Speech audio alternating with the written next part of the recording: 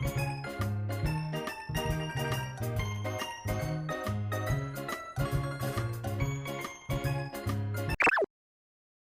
ブハイのびもにチャンネルのまーちゃんです。今日はですね、以前までマカティシネマスクエアとして知られているマカティセントラルスクエアに来ております。ここはですね、1階かな、アッパーグラウンドのフロアに来ております。初めての日本の本屋さんがこのマカティセントラルスクエアにできたということで、南東書商店さんに来てまいりました。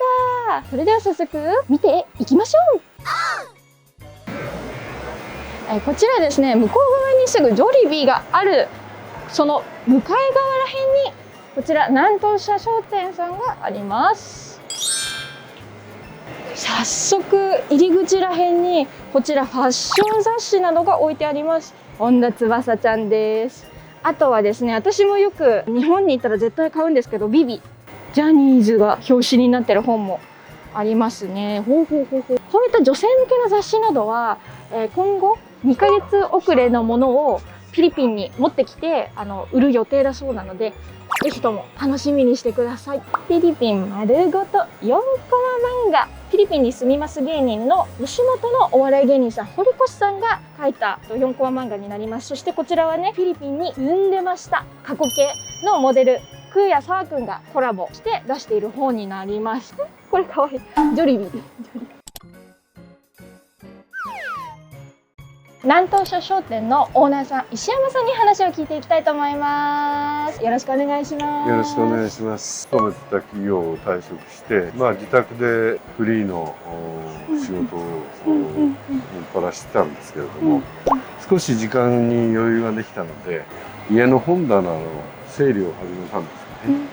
私、本を捨てられない性分で、マニラに3000冊の蔵書を持ってきて棚にただ突っ込んでおいたんですけれども、並べ始めているうちに、これ書店にしてしまおうかなと、やるならマカティだろうと、なかなか空きがなかったんですが、新型コロナ禍ということもあって、小さなご覧のようなスペースですけれどもありましたので、知人から譲り受けた500冊、それと日本から新規に買い寄せた700ぐらいなのかな、700冊ぐらい、他にも在留邦人から買い取ったりした本で、4000冊以上はすごいですね。4000冊。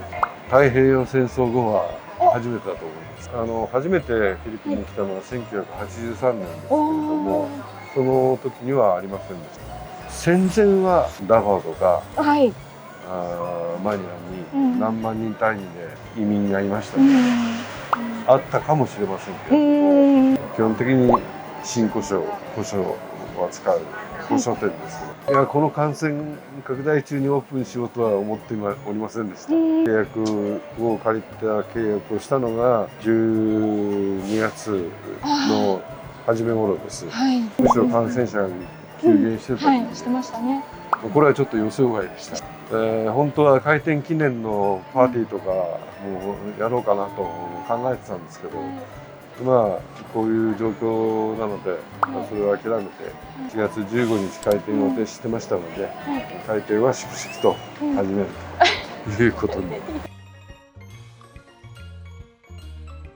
こちらもフィリピン系の本がずらりと並んでますね。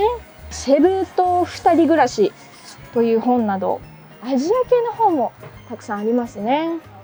簡単かわいい飾り作りなど、こういった本もあります。お料理の本とか、こういうのもありますね。あと私アニメ漫画が大好きなんですけど、進撃の巨人が置いてあるんですよ、ここら辺に。こちらの進撃の巨人はですね、新品です。なんとプラスチックも。のだめカンタビレ、懐かしい。こういうものも、こういった漫画もあります。ナルトとかもね、コナンとかドラえもん。うわー、ドラえもんだ。こちらは英語の本も何冊かだけ置いてあります。フィリピンの方に向けた本にもなりますが、日本語の教材、ジャパニーズラーニングブック、フィリピーノとジャパニーズ、ジャパニーズとフィリピーノディクショナリーとか、こういうのが何冊かここに置いてあります。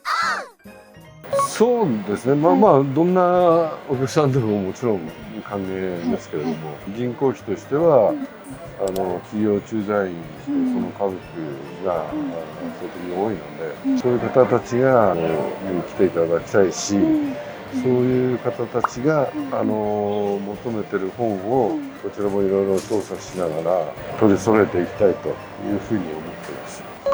書棚を惜しくならない程度に充実させて、まだ実は整理が行き届いてないところがあるので、フィリピン人も結構店に入ってきてコミックなど関心を持って、もう本当のファンからしたらこちらの原作といいますか日本語版のやつも欲しいなっていう人も多分何人かはいると思うので、そうですね、原作で読んだとかね、日本語で読んだっていうのは少し自慢になるのかなと。そうですね。で初めてから気づいたんですが、フィリピン人は本屋さんというと文房具も置いてるというのが当たり前だと。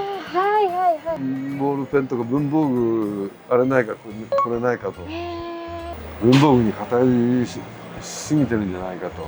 ただやっぱり最小限の文房具は置いとこうと思って、今もうボールペン置いてんだっけ。最小限の文房具は、フィリピン人のお客さん向けに置いていこうかなと。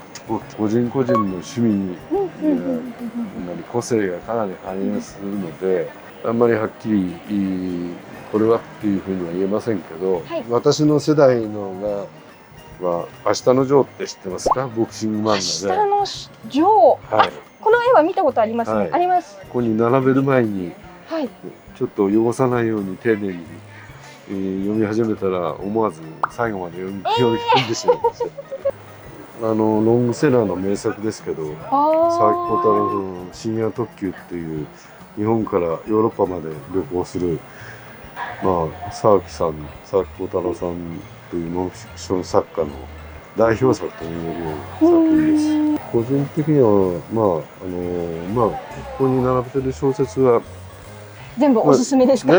全部面白いと思います。基本的に名著、良書、面白い本、役に立つ本しか置いてませんと。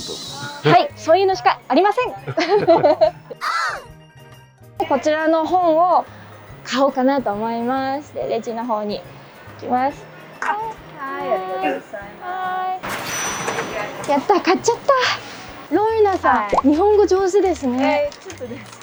日本に行ったことありますか？はい。すごい。またよろしくお願いします。今日は南東署商店の紹介をしました。